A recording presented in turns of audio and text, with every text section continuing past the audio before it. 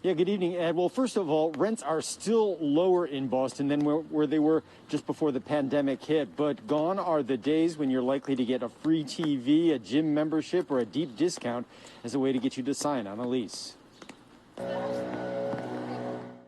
With the spring semester almost over, Northeastern student Matthew Johnson is moving out of his apartment just in time, he says, to avoid a likely rent hike. When I was moving in, they were saying, oh, this is about as low as it's going to be. According to the real estate software company RealPage, asking rents in Boston are still down 7.4% from a year ago, but landlords and brokers are starting to offer fewer incentives as they see an uptick in apartment hunters. Leasing has become really vigorous in about the last several weeks. The web traffic last week was at our all-time high. What's driving the increased demand? Companies are bringing back workers. Many colleges are bringing back students on campus this fall.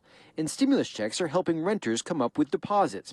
And what's more, the city of Boston recently announced it will use federal stimulus funding to give tenants in trouble up to $15,000. Will that have an impact on rents? Yeah, of course it will, because anytime someone stays in an apartment and doesn't move, there's less availability, lower vacancies. So in general, people will have to compete more for apartments. Douglas Quattrochi with the Mass Landlords Association says an even bigger factor is Massachusetts' chronically short supply of for-sale housing.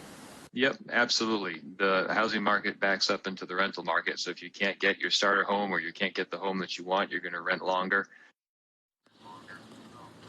Douglas Quattrochi says during the pandemic, a lot of Bostonians moved out to cities like Worcester and Brockton, and that there, the rents never fell.